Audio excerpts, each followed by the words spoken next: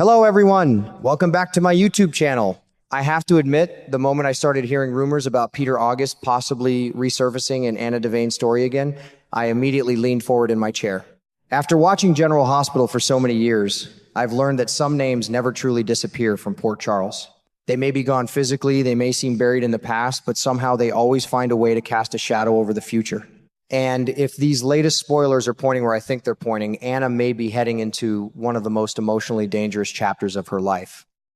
What fascinates me most is that Anna appears to be doing exactly what everyone expects her to do. She has convinced her doctors that she is making remarkable progress. She appears composed, thoughtful, and stable. To anyone looking from the outside, it would seem that she is finally climbing out of the darkness that Ross Cullum dragged her into. On paper, this should be a success story. This should be the beginning of healing. But here's the thing I've noticed over the years, both in soap operas and in real life. Sometimes the people who look the strongest are carrying the heaviest burdens. Sometimes a smile can hide fear. Sometimes confidence can hide confusion. And sometimes a person becomes so determined to prove they are okay that they stop being honest about the pain they are still carrying. That's exactly why I'm not completely convinced that Anna is as healthy as she wants everyone to believe. When I think back to everything Ross Cullum put her through, it's hard to imagine anyone simply moving on from that experience. The manipulation wasn't just physical. It wasn't simply about captivity. It was psychological warfare. Cullum systematically attacked Anna's sense of reality, her trust, and her confidence in her own judgment. Those kinds of wounds don't heal with a few good days or a positive doctor's report. In fact, I think the most frightening part of this story may be that Anna herself doesn't fully realize how vulnerable she still is. The spoilers suggest that she continues to struggle with lingering thoughts about Cesar Faison. That alone tells me her mind is still wrestling with unresolved fears. Faison has haunted Anna's life for decades. Even when he wasn't physically present, the damage he left behind continued affecting her decisions and emotions. So, if Anna is still questioning whether Faison could somehow be alive or still threatening her, then perhaps part of her remains trapped in the nightmare she thought she escaped. And that brings me to Peter August. Now that's where this story could become truly compelling. Longtime viewers haven't forgotten Peter's previous appearance during Anna's darkest moments. When he showed up as a vision while she was imprisoned at Windermere, it wasn't just a random hallucination. It represented guilt, trauma, fear, and unresolved emotional scars all rolled into one disturbing image. Peter knew exactly how to get under Anna's skin when he was alive, and the idea that he could continue doing so even after death is honestly chilling. The more I think about it, the more I can picture Peter becoming a recurring presence inside Anna's mind. Not necessarily because he's physically back, but because everything he represents still lives within her memories. Trauma has a strange way of working. A person can escape the danger itself, but remain trapped by the echoes of what happened. Certain faces, certain voices, certain memories can suddenly reappear when someone is under stress. If Anna begins questioning her own reality again, Peter could become the perfect symbol of that struggle. I can almost imagine scenes where Anna starts hearing things that aren't there. Maybe she begins doubting people who genuinely care about her. Maybe she starts seeing threats where none exist. Maybe she becomes convinced that she alone can stop a danger that isn't actually real. The frightening part is that every decision she makes would seem perfectly logical from her perspective. And that's often how these downward spirals begin. One thing that really stood out to me was Anna's phone call with Felicia Scorpio. On the surface, it was a heartwarming moment. Felicia was thrilled to hear from her friend. Emma was excited about joining the trip to France. For a few moments, everything felt hopeful and optimistic. It reminded me of those rare General Hospital scenes that make viewers believe brighter days are ahead. Yet I couldn't shake a feeling of unease. Maybe it's because soap operas have trained me to be suspicious whenever happiness arrives too easily. Or maybe it's because Anna's situation feels too fragile for everything to suddenly be okay. Either way, I keep wondering whether this trip to the French clinic will become something much more significant than anyone expects. Perhaps Anna believes she's seeking treatment and support. Perhaps Felicia believes she's helping her friend heal. But what if the clinic becomes the setting for Anna's next emotional crisis instead? What if being far from home, isolated from familiar surroundings, actually intensifies the psychological effects she's still struggling with? The possibility becomes even more intriguing when I consider Peter's potential involvement. If Anna starts experiencing hallucinations again while trying to recover, she may not immediately tell anyone. That's human nature.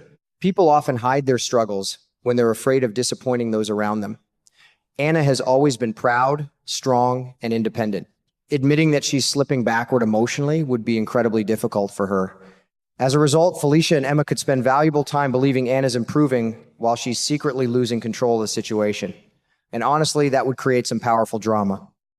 What makes this storyline especially interesting to me is that it doesn't require an outside villain to be effective.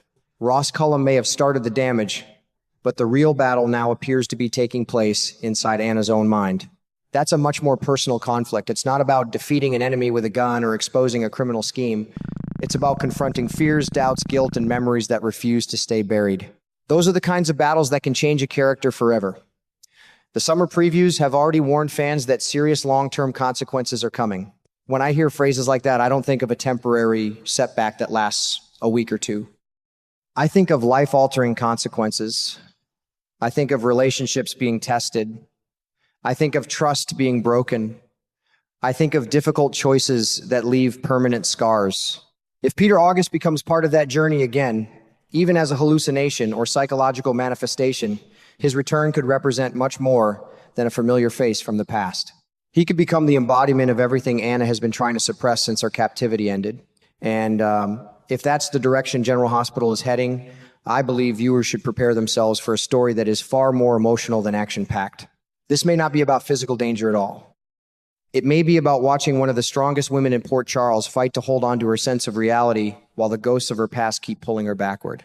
From where I'm sitting, that's what makes this storyline so compelling. Anna has survived enemies, conspiracies, betrayals, and countless life-threatening situations over the years. But sometimes the hardest fight isn't against someone else. Sometimes the hardest fight is the one happening inside your own head. And if Peter August is about to reappear in any form, that fight may only be getting started. As I look at where this story is headed, I can't help but feel that Anna's efforts to reconnect with her loved ones may come with complications she never expected. The show's head writers have already hinted that any happy reunions with family and friends will be influenced by advice from an unreliable source, and that immediately caught my attention. In my opinion, Peter August is a very strong candidate for that role. Even though Peter is no longer alive, that doesn't mean his impact on Anna's life has disappeared. In fact, sometimes the people who leave the deepest emotional scars continue affecting us long after they're gone. If Anna is still struggling with the psychological damage caused by Ross Cullum's manipulation, then she could be more vulnerable than anyone realizes. That's exactly what makes Peter's possible return as a hallucination or mental presence so dangerous. I can easily imagine Anna trying to rebuild her relationships with Felicia, Emma, and the rest of her family while Peter's voice continues to creep into her thoughts. At first, it might seem harmless. She could believe she's following her instincts or protecting the people she loves. However, if those instincts are being influenced by visions of Peter, Anna may begin making decisions based on fear rather than reality. Before long, she could start misreading situations, distrusting the wrong people, and pushing away those who are genuinely trying to help her. What makes this storyline especially intriguing is that Peter wouldn't need to physically return to create chaos. His presence alone could be enough to send Anna down a dangerous path.